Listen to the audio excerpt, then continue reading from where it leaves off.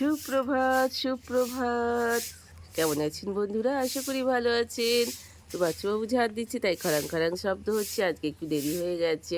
তো চলুন, উঠতে দেরি হয়ে গেছে যেহেতু বাচ্চাবাবু যাবে না আর ভাবি যাবে। তো চলুন, আজকে বেশি কথা বাড়াবো না। তো তার ঝপঝপ করে কাজকর্ম করে নিয়ে আজকে যাওয়ার ডেট আছে। তো বাচ্চাবাবু আমাদের শ্বশুরবাড়ি থেকে মানে ওর বাড়ি থেকে গিয়ে পুকুরের মাছ ধরিয়ে নিয়ে চলে এলো। তো দেখুন, এই ফুটেজটা আমি কিছুতেই নিতে পারি না, কারণ ওর সঙ্গে তাহলে যেতে হবে। তো যা তো পসিবল হয় না অত ভোরে, সেই 3:30 4:30 সময় বেরোতে হবে বাড়ি থেকে, এখান থেকে। তো চলুন, এবার মাছগুলো কেটে বেছে নিই। তারপরে এবার ভাতটা চাপিয়ে দিয়েছি, কিন্তু আজকে স্যাটারডে, মাছ খাওয়া যাবে না, আমাকে রেখে দিতেই হবে। সকাল থেকে তো একদমই ভিডিও করা হয়নি, সেই অল্প একটু মাছ দেখিয়েছিলাম। মাছটা দেখিয়ে তারপর আর ভিডিও করিনি, কারণ ভিডিওটা অনেক বড় হয়ে যাবে, ভিডিওটা করিনি। তো চলেছি এখন বাচ্চু আর আমি মিলে শ্বশুরবাড়ি। তো শ্বশুরবাড়িতে আজকে বিশাল ধুম, আপনাদের বলছিলাম না স্যাটারডে যাব। তো ওখানে আজকে আমাদের মা রক্ষাকালীর পুজো, তাই সেই পুজো দিয়ে আর ইচ্ছাতেই চলেছি শ্বশুরবাড়ির পথে। তো চলুন, আজকের পুজোটা আমার চোখ দিয়ে আপনারা তো দেখুন। যাই হোক, যা প্রচণ্ড গরম, কিছুই সাজগোজ করতে ইচ্ছা করছে না। পুরোনো একটা কাপড়, লাল ব্লাউজটা, এই কানেরটা পরেছি, এইভাবে একটু চা বানিয়ে নিয়েছি, দুটো ভাত আর একটু আলু সিদ্ধ করে নিয়ে চলে যাচ্ছি, কারণ ওখানে তো খেতে দেওয়ার মতো কেউ নেই। তো চলুন বন্ধুরা, দেখছেন আমাকে চা খেতে হয়,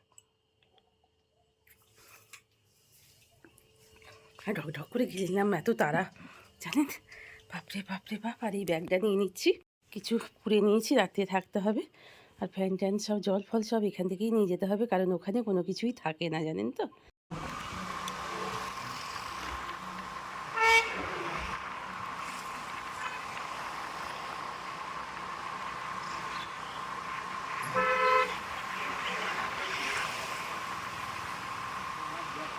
হ্যাঁ, দেখলো।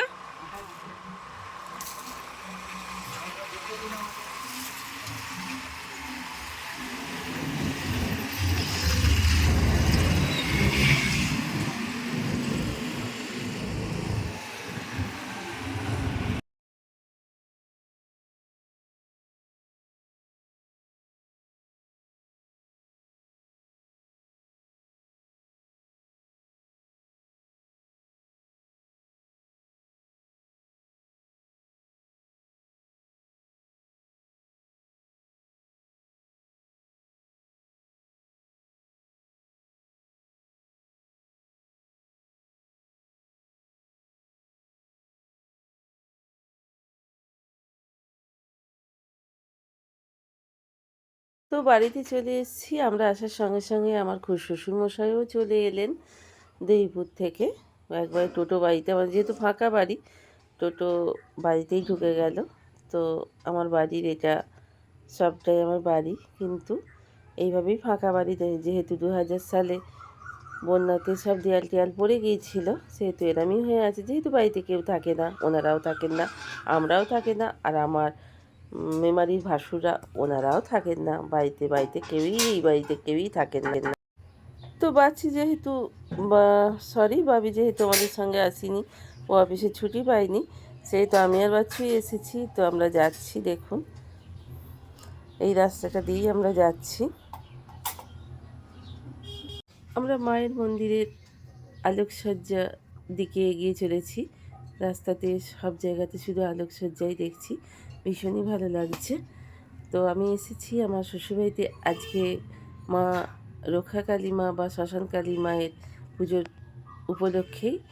তো সেই মন্দিরের দিকেই আমরা বাচ্চু আর আমি যাচ্ছি। তো সামনেই দেখছি প্রচুর দোকান বসে পড়েছে, বিশাল বিশাল বাদাম ভাজা, কাঠি ভাজা, যেগুলো হয় মটর ভাজা। এখানে আমার বাদাম ভাজার থেকে সব থেকে প্রিয় হচ্ছে মটর ভাজা, ছোলা ভাজা। তো গেটটা ভীষণই সুন্দর করেছে। তো তাই দেখতে দেখতে এবার মন্দিরের দিকে আমি এগিয়ে চলেছি। তো চলুন, ভীষণই সুন্দর লাগছে গেটটা, আমি তাই গেটটা ফটোটা আরেকবার নিলাম। বাচ্চাবাবু একটু আগেই এগিয়ে গেছে পুজোর সব জিনিসপত্র নিয়ে, ফল আর মালা নিয়ে। তো অবশেষে চলে এসেছি মায়ের মন্দিরের সামনে, পুরো মায়ের সামনে মাকে দেখা যাচ্ছে। আর বেশ ভিড় হয়ে গেছে, যতই তাড়াতাড়ি আসি না কেন সবাই চাইছে আগে পুজো দিয়ে দেবো, মায়ের সঙ্গে সাক্ষাৎ করব। আমাদের এই ছোট্ট গ্রামের এই পুজোটি চৈত্র মাসে, তো হাজার হাজার লোক সমাগম হয়, চারিদিক থেকে আসে। তো সেই প্রচুর ভিড়। তো এতজন এখানে বসেছেন পুজোর সবাই নৈবেদ্য নেওয়ার জন্য। তো সবাই চাইছে আগে দেওয়ার উপলক্ষে মায়ের কাছে যাতে পুজো পাঠাতে পারেন। কি ভীষণ সুন্দর দেখতে লাগছে এই মায়াবী চোখ, এই মায়ের এই মোহময়ী রূপ দেখার জন্য সবাই চাইছেন যে আমরা এসে যাই, আগেই পুজোটা দিয়ে দিই। প্রচুর ভিড়, প্রচুর ভিড়। পাশের বাড়ি এক নন্দায়ের সঙ্গে দেখা হয়ে গেল, ও বাচ্চার সঙ্গে কথা বলছে, আমার সঙ্গে গল্প করছিল। তো আজকে তো অনেক মানুষকে দেখা যাবে, এই সব জায়গাতে অনেক মানুষের সঙ্গে সাক্ষাৎ পরিচয় সব হয়। মনে হচ্ছে সর্বক্ষণই মায়ের দিকে তাকিয়ে থাকি। মায়ের মন্দিরটা ভীষণ সাজানো হয়েছে, মায়ের সিংহাসনটা ভীষণভাবে সাজিয়েছেন যিনি সাজিয়েছেন। এই মন্দিরটা সাজানোর জন্য অনেক ভক্ত অপেক্ষা করে থাকেন, এক এক বছর এক এক বছর মানুষ ভাগে পাগে। তো চলে এসেছি মন্দিরে, কি সুন্দর মায়ের মুখটা, যেন মনে হচ্ছে ভবতারিণী মায়ের এই মুখটা দেখে সারা জীবন কাটিয়ে দিই, এইখানেই থেকে যাই, ওর সামনেই বসে থাকি। যত মনের কষ্ট, দুঃখ, যন্ত্রণা সব কিছু এইখানেই তার পায়েই সমর্পণ। কিন্তু তা তো ভাবার নয়, সংসার বড় দায়, সেই সংসারকে তো আপনার টেনে নিয়ে যেতেই হবে। তো চলুন, এদিকে ডাক বাজা শুরু হয়ে গেছে। মাইকের আওয়াজটা এখানে নেই বলেই কথা বলতে আমি পারছি। তো মেলা দিনের পরে যাবো।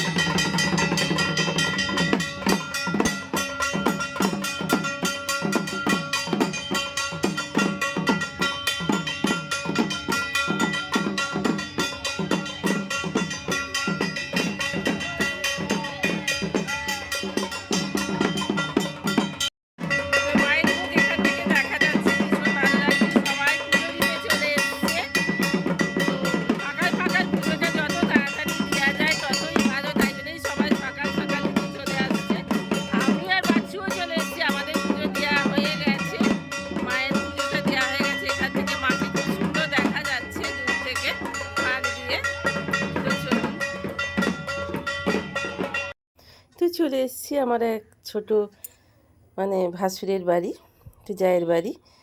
তো দিদিভাইয়ের সঙ্গে দেখা করতে এসেছি। ভাসুরমশাই অবশ্য বেঁচে নেই, উনি নতুন বাড়ি করেছেন, অনেক দিন থেকেই ভাবতে বলছিল দিদিভাই। তো আসার সঙ্গে সঙ্গে মিষ্টি জল দিয়েছেন, চা বিস্কুট দিয়েছেন। তো আমরা বাচ্চাবাবু চা খাচ্ছেন, আমারও চা এখানে আছে, দিদিভাইয়ের সঙ্গে আমরা কথা বলছি। এত মাইক বাজছে, তাই জন্য কথাগুলো আপনাদের শোনাতে পারছি। আমরা চলে এসেছি মেলাতলার দিকে, দিদিভাই পুজো টুজো দেওয়ার পর আমরা একটু মেলাতলায় এসেছি। কিন্তু মেলাতে এমন কোনো জিনিস নেই যেটা নেব, কি নেব কিছুই ভেবে পাচ্ছিলাম না। তাই জন্যে অবশেষে কিছু মানে কেনা হলো না, কিনিনি। তো বাবি বলল যে কিছু নিতে হবে না মা।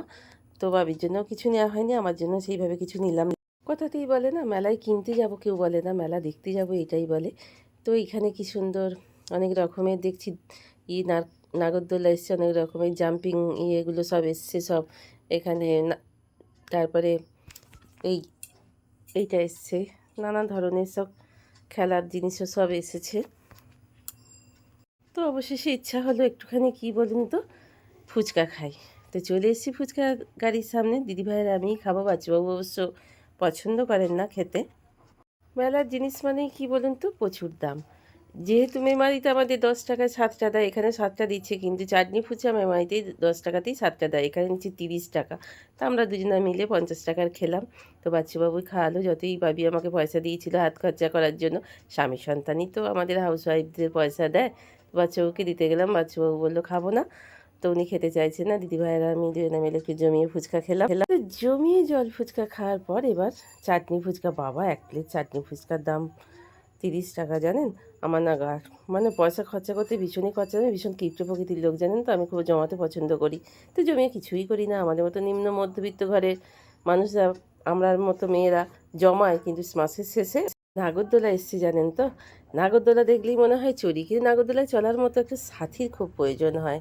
আমি আমি একটা কাঁচের দোকান খুঁজছিলাম যে শুধু কাঁচের জিনিস থাকবে এমন একটা জায়গা খুঁজছিলাম, এমন একটা দোকান খুঁজছিলাম, কিন্তু কোনোখানেই দেখলাম না যে কাঁচের জিনিস আছে।